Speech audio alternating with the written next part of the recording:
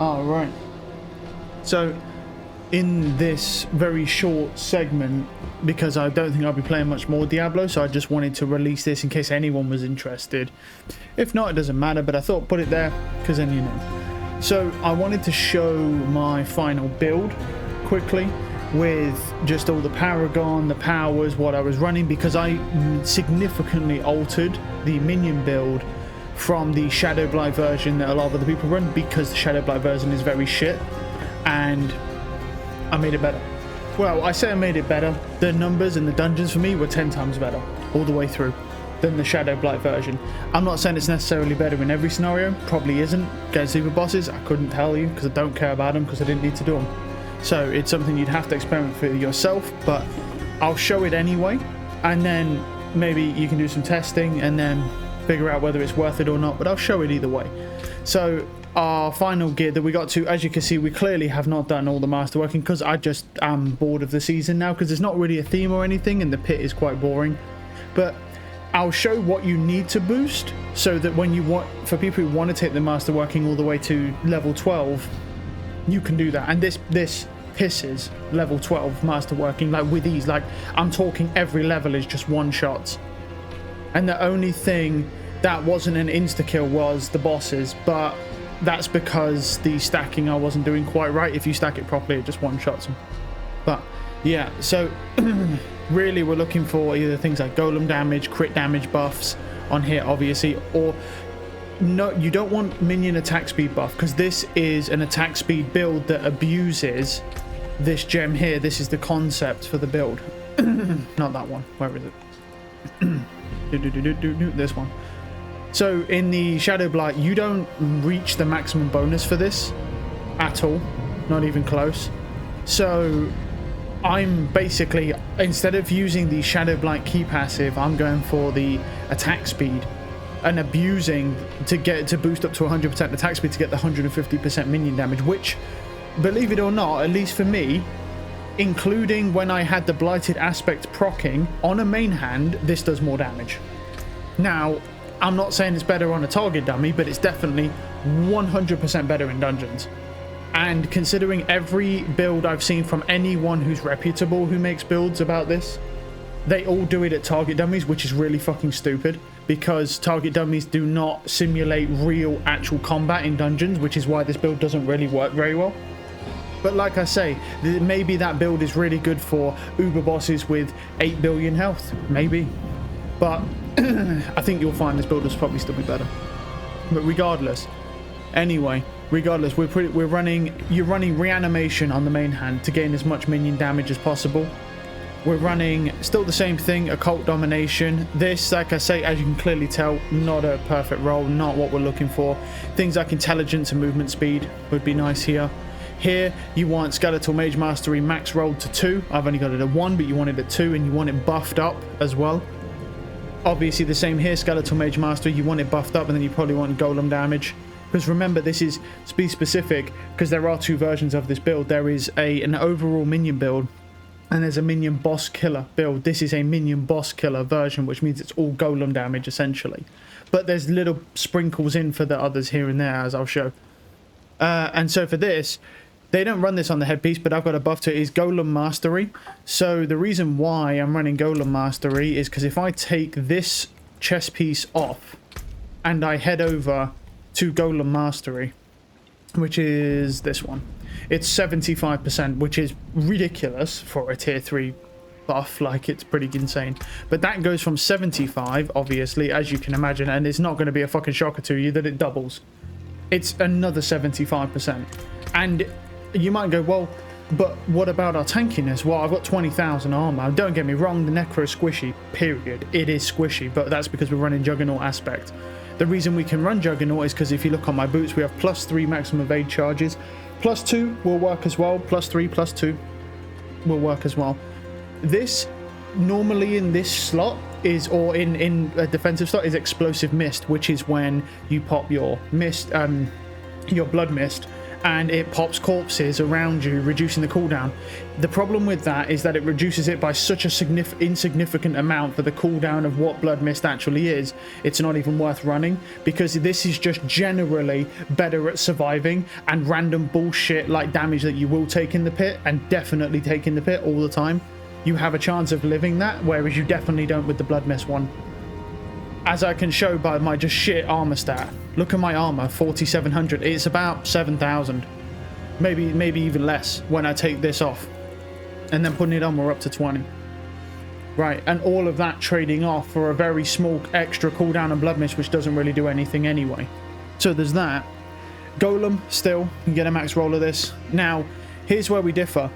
In this scenario, I'm running obviously on a tempo. We're running a resistance. All our resistances are max, by the way, so this build will max all your resistances, same as usual.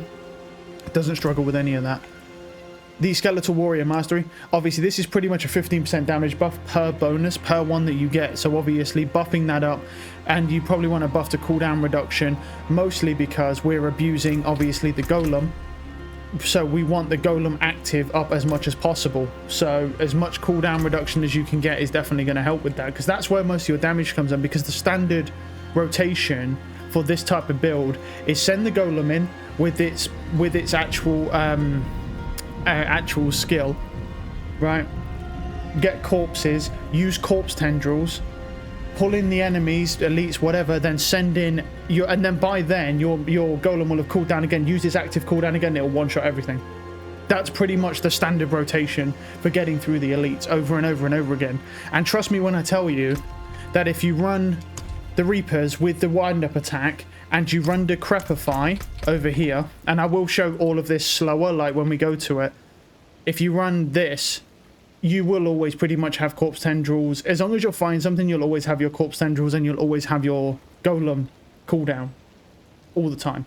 So it's not a problem. So that's pretty much where we lie with that. Now neck piece. Neck piece is way off because I just could not get it. You really want things like intelligence and cooldown reduction. I've got a boosted stat, as you can see, to Hellbent Commander. We want Hellbent Commander here. This normally comes in a +2. Mine is only buffed to +3. I've seen people go to like crazy buffs. Everything else is what you want. Golem active cooldown, golem damage. So we're looking for things buffs to golem damage, buffs to Hellbent Commander, because Hellbent Commander gives us more, just outright more minion damage, as you can see. 90%. It's just going to double up. It was 45. It's now 90. But this is just dealing damage to close. It's all buffing minion damage. Now, why am I running things like Golem Mastery? They don't run Golem Mastery, they run things like Armor. But in my opinion, the Blood Mist cooldown, after testing it, is not worth the trade-off to lose Juggernaut, because Juggernaut is really fucking good. And believe it or not, even with a squishy build like the Necromancer, this does save your life quite a lot. I know that the Necromancer, like the 18,000 life, it's piss poor. The Necromancer is squishy, but this genuinely does save your life quite a lot, and it is just much better quality of life running everything having Juggernaut on. Everything else is relatively the same. The only difference is, of course, being the Skeletal Warrior Mastery and the Golem Mastery. These two are exactly the same as any other build. And this one, we're looking for things like movement speed and intelligence buffs, and maybe you could buff max life as well, because we need max life. But yeah, that's pretty much where we're at with that. Rings, we're talking intelligence, attack speed, crit strike, and then golem active cooldown. We're looking for more golem damage. At this point, honestly, for me personally, golem active cooldown would be a waste. I'd go for more crit strike chance and intelligence, to be honest, just because at this point in time, with the way this build is, and I don't have any buffs to golem active cooldown, just have the tempers on, which aren't even the best rolls, as you can clearly see. I have my golem all of the time. And you can get much better, obviously. So at that, pretty much that's the build. The idea is now, the one change we're making, obviously, in any other build you see blighted aspect here, we're running the minion reanimation, because putting the reanimation on a ring is going to give us less overall damage from just our flat minion damage. The reason why I'm running over here Frenzied Dead instead of reanimation is because if you actually read the bonus here, this is more than enough attack speed, because if we actually work out our attack speed quickly, as I'll show, because it is down here somewhere. Currently, our minion attack speed, this is just on the character sheet, is 32.8%. Not a lot, but 32.8%. That doesn't include, that's only really from the standard attack speed from my rings that I have, right? And then from my 22.8% attack speed, we're at 32. Now, remember the fact that in the Paragon, it's only every 28% increments we gain a 30% minion damage buff, up to 150% damage, of course, for a 100% attack speed trade-off. So if I now come down to, obviously, our passive, we're running, I think it works out at 33%. Yeah, 33% minion damage, minion attack speed. So bear in mind, just in those two alone, we're into the mid-60s alone. Right, with that's flat all of the time. Then we have your minion attack speed buff. This will send it over the edge. This will send it over 100% if the minions are attacking something for long enough. Now, personally, I've not come across anything that it attacks long enough to actually build it up fully, but it will. So what I'm saying is that if you come across something you can't kill immediately, or within a very short span of time, the minions will just continue to get stronger and will continue to have attack speed. And obviously, you still gain this attack speed. So your minions are just hitting things faster. Your golem is hitting things faster. My golem is hitting for tens, hundreds of millions just by punching shit without the active cooldown. And then billions when I use the active cooldown. So we're talking about something that's attacking more aggressively, more consistently and frequently, which keeps you alive, which kills things faster. And obviously, because we're running Skeletal Mage Mastery on our legs and our arms, and we're running Skeletal Warrior Mastery on this, we're gaining damage in the other two areas that aren't even the main focus of this build without trading off almost nothing. We're trading almost nothing off at all, right? Whilst also having a bit more tankiness as well. So we have that. So I'll go over quickly the build, just the standard build. This is useless. It's just filler points. We come down here, we grab Unliving Energy into Hued Flesh, come down here, obviously you have your Blood Mist, and then into casting the skill that overpowers, reduces the cooldown of Blood Mist. Honestly, you don't use Blood Mist that much. You do use it like here and there, but because you're not as squishy as you would be.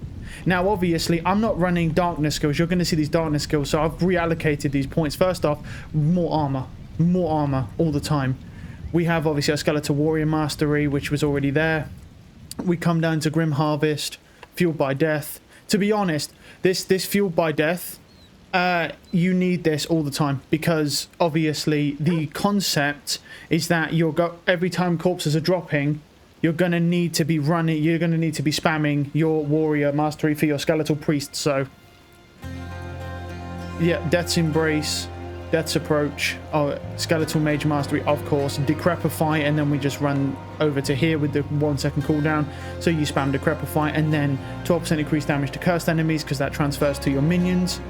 We obviously run our Corpse Angels. This is the only way for us to vulnerable enemies on the entire build. So this is why it's important that we have the Reapers on, because they do a lot more damage, but not only that, the cooldown of Corpse Angels does not work. I've tried it. It does not work without the Skeletal Reapers on. So we're running this for our vulnerable Necrotic Carapace. This is now maxed out, obviously, because more Fortify is just more living. Simple as that. Obviously then into our Golem damage, into our Army of the Dead, which we're only using for Unyielding Commander. We do not grab the last point because we don't have an issue raising minions. Inspiring Leader, Death's Defense, and then into Hellbent Commander. And then instead of running the Shadow Blight, which is for the Blighted aspect, which does almost nothing, we're now just running Kaelin's Edict, or however you pronounce that. But it's the minion attack speed. It's fairly simple. So I'll go over quickly the boards. I'll try and get it lined up so you can see it for a second, and then move on to the next board. There's not really much to say about this. I'll show the gems as well. Vulnerable damage. And then we'll move up to this board here, try and zoom out a little bit so you can actually see it properly. Let me see if I can zoom in just a little bit, just to make it a little bit easier to see. Can you not? There we go. And so that's the entire board. We obviously grab the Hulking Monstrosity, and in this one we are running Deadraiser. And then we move up to now the third board here. I'll zoom in a little bit to make it a bit easier to see. That's your third board. We obviously run here our cult leader, which is where we gain most of our damage. In this slot, we're running corporeal. Then I would recommend, once you get to this third board, I would recommend you go right instead of left first. I'll show you why. The reason why, well, it's of course your choice. You can go to here because there's not much that goes into this board, and you can grab the control buff, which I put extra points into because I had them spare, because with this build you don't need to worry about the shadow damage resistance, so I just grabbed it for more control damage, because you have to remember we're running Decrepify, which slows enemies, so everything is taking control damage all of the time, so it's super important. That's why we have things that buff Decrepify size on our tempers and things like that.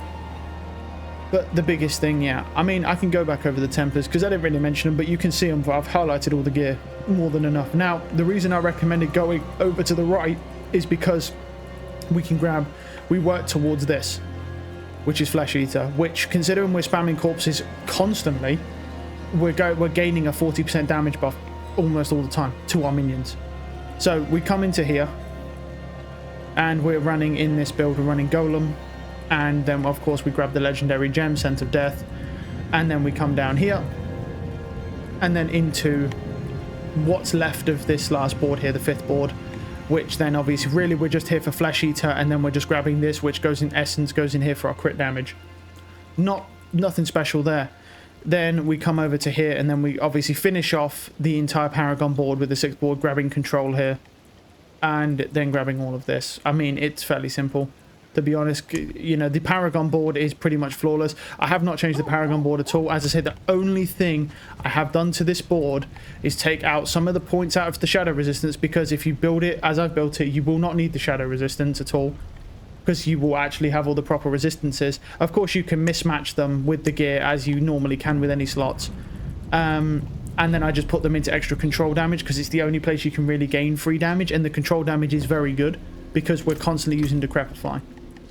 So that is pretty much the build, and essentially the idea is we're just abusing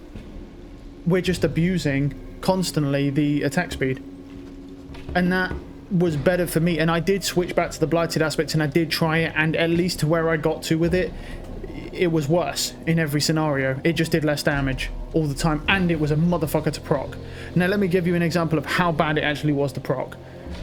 To get that to proc, not only did I have to switch an aspect, also I had to put Corpse Explosion on my bar, right? Spam Corpse Explosion on the floor as a darkness skill, so this one here, right? And then have enemies spawn on top of it just to be able to proc it efficiently. So whoever made this build did a very poor job of actually testing this in a dungeon. Now, like I say, potentially when we get to Uber bosses, sure. But I'm not going to lie, I'd be willing to bet that this build is better. Because when you get to Uber bosses and you're building up your attack speed, and that 150% minion damage fully flourishes, which I have not even yet managed to get it to do because everything just dies too quickly, right? I'd like to bet that this is probably still stronger. Now, I could be wrong. I probably am wrong. And I don't care that much. But at the same time, just for me, this was a much better build all the way through. So I don't think there's really much else for me to cover. Yeah, we got a skill tree done, the Paragon board's done. I can show my actually, let me show the Book of the Dead. It should be fairly obvious, but let me show it anyway. We run our Reapers, we run cooldown. I'll show it anyway. You can kind of see how the minions are set up in the background, but just so there's no guessing.